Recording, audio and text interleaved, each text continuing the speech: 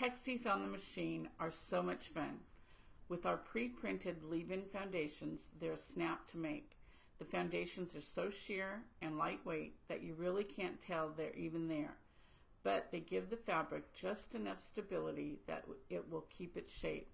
And once they're sewn together, you don't have to go back and take any templates out. If you've ever done Hexie quilts before, you know that once you take the templates out, the quilt loses a lot of its stability and shape. At least 4 sides of every Hexie is on the bias, so it is just naturally going to stretch and get out of shape, but not with our foundations. They're also great for doing by hand. Use a running stitch and sew on the line, and you can baste them by hand if you need something to do but don't want to work at the machine. I always have a bag with me so I can do them most anywhere, and when I get home they get added to the machine sewn parts and you can't tell the difference. Our foundations come pre-printed and packaged. They are arranged to make the best use of your fabric. For example, the 1-inch size will yield about 140 Hexies from a half yard of fabric, so it makes it really easy to prep a lot of one color at one time. But be careful, these are extremely addictive, especially since they go so fast.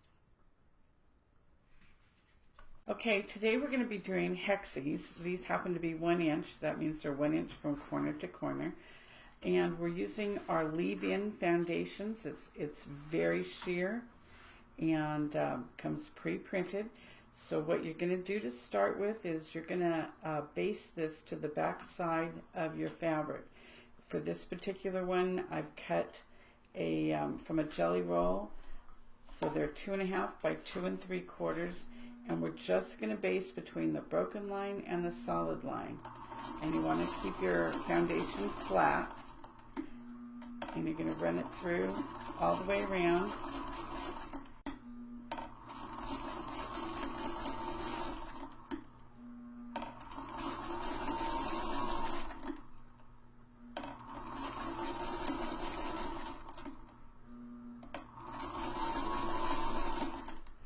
And then when you're done,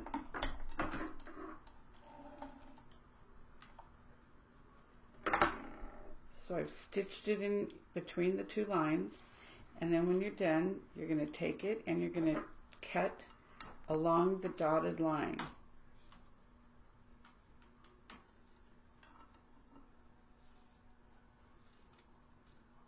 So there we have one ready to go. And now I've done all of mine for my next flower. So we're going to take the center, the purple is going to be our center, and we'll take the fabric that's going to make the first round of the flower. And you just want to put your right sides together, edges even, and then we're going to take it to the sewing machine and put the needle down right at the corner. And then we're just going to stitch on that line. You don't need to back stitch.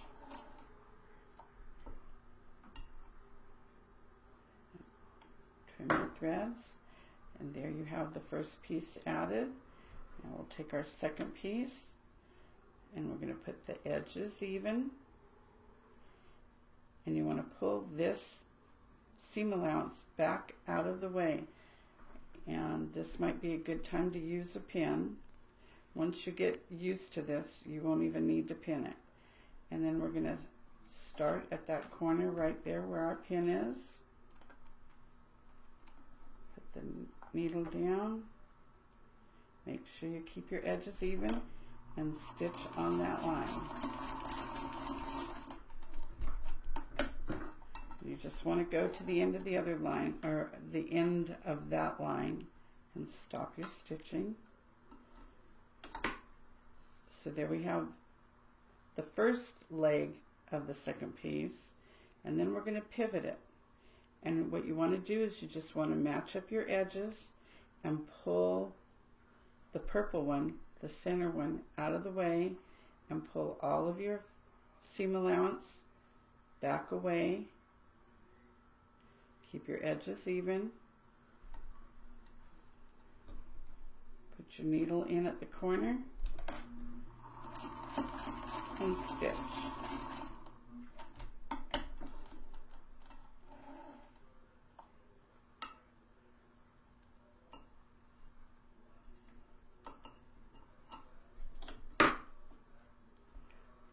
So there's your seam.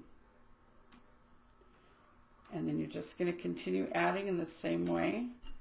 Okay, so we've got 5 of our pieces of the flower around the center, and we're going to add the last piece. I've got it here. The seam allowance is turned away from where we're going to sew. And we will put our needle right down there at the corner.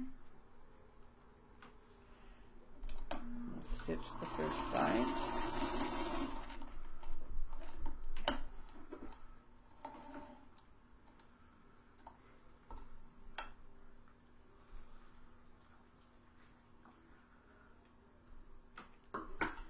Take our pin out and we're going to pivot so we can sew it to the center of the flower.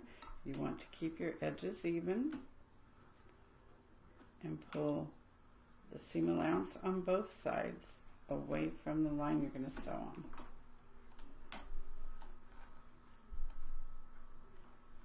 Put the needle down right at the corner. Stitch on the line. Clip our threads. And one more pivot for the third side. Keep that seam allowance away.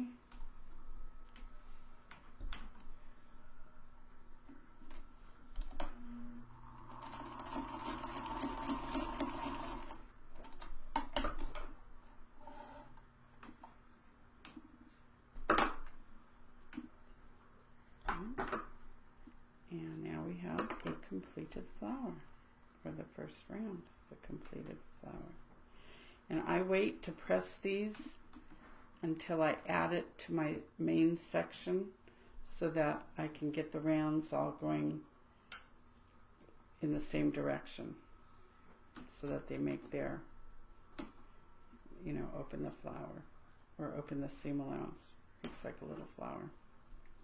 We have one here that's done, and we're getting ready to add the next round. And I already have it pinned in place. So we're just going to put the needle in.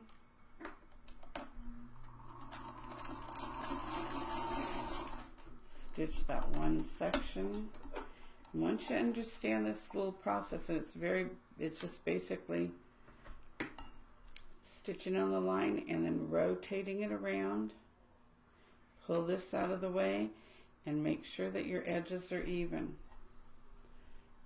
And then we'll put the needle in at the corner and stitch to the end of the line.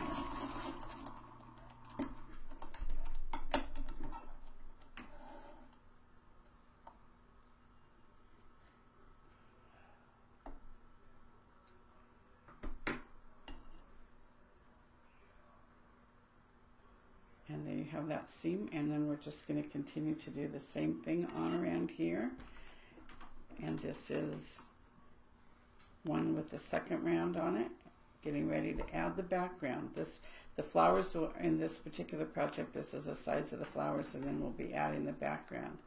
And then when you go to join them, it's just the same thing. You just do your seams, pivot, always making sure that you pull your fabric out of the way at the seam allowance. And then when you're done and you start joining them all, you want to press them so that you have where the 3 seams come together, it opens up so it lays very flat. So you're going to press your seam allowances in a circle. So if this one's going this way, the one on this side will go this way to make a circle.